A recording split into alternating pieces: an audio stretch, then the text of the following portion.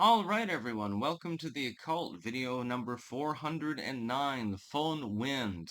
This is spelled in several different derivations. Actually, a subscriber uh, gave me a message the other day, and I was alerted to this by my mom, and they're Argentinian. I will only use their first name. Shout out to Chris.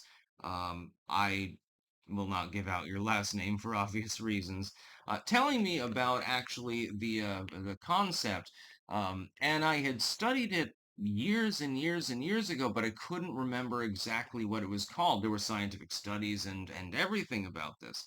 The idea is that under certain atmospheric conditions, the leeward side of mountains, the wind will come off of them, and it's rather dry and hot and so forth. It can literally cause depression. Tends to be, in some cases, seasonal.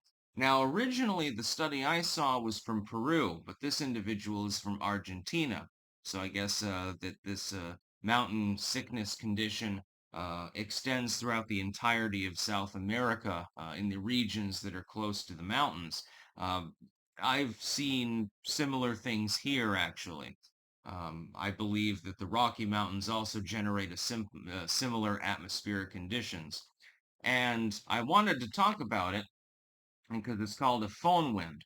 And you can look it up, link in the description, of course. So big shout out to you. I archived the Wikipedia article. It had been archived a couple of years ago, but I re-archived it because things tend to get edited. And chamomile is actually indicated as a usage to try to defeat the depressive effects of this particular wind.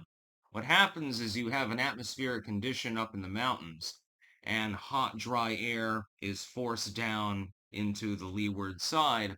And this can literally cause people to become depressed. It's sort of like seasonal affective disorder when you think about it. Like when you have a lack of vitamin D and or it's just dark in general, as it tends to be up in New England anyway, even in summer, people can get depressed and suicide rates rise, rates of self-harm rise, rates of substance use rise, and so forth. The same is true with regards to mountain air. And it's funny because it has a little bit of an overlap with the concept of miasmatic theory. This was the European theory that foul air could cause disease.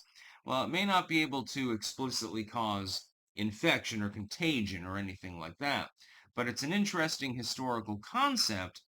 People believed that the air coming off of the mountains could cause disease. It could cause them harm. Well, it does cause harm.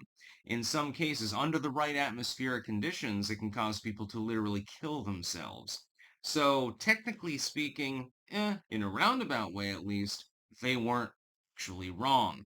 Um, of course, it doesn't magically spawn viruses or anything like that, but, people would have a higher mortality rate because of the mountain air that was coming down and chamomile is actually indicated as the best treatment for effectively what you could call technically it's called witch's wind. There are a number of terms for it that I cannot pronounce, unfortunately. It's called witch's wind or witch wind. But chamomile is generally used as the cure-all for this. I can understand why. Even if you're not using it as a sedative, chamomile, it smells good, it tastes good. Great in tea, by the way. I've got probably 600 goddamn plants out in the garden. I've got to do something about that, by the way. There are a few too many of them at this point, actually. No, I guess I'll have to mail some out or something like that. Hey, clankers, you want some free chamomile plants? Because they're all ready to go, basically. I know that there are a number in Rutland. I guess I'll give them some of them. But chamomile is indicated for this because it tends to be a mood lifter. It is a sedative as well, so generally speaking, you take it in the evening. But it's also a mood lifter in general. Like if you get a good night's sleep, obviously you're going to be a little bit happier in the morning. This doesn't help somebody like me because my insomnia is now exceptionally severe. Uh, I can use chamomile maybe every other week, maybe for one day. That's about the limitations of it. So I tend to be a bit on the tired side. That's why I have to hyperstimulate myself because I don't have any other choice. Sometimes people have told me, by the way, it's really, really funny. They'll say like, you shouldn't use caffeine. I'm like, if I don't use caffeine, there will be no more stick, sex, and hammer. It'll be impossible for me to function. Just saying. But yeah, so shout out to Chris for the little bit about witch's wind.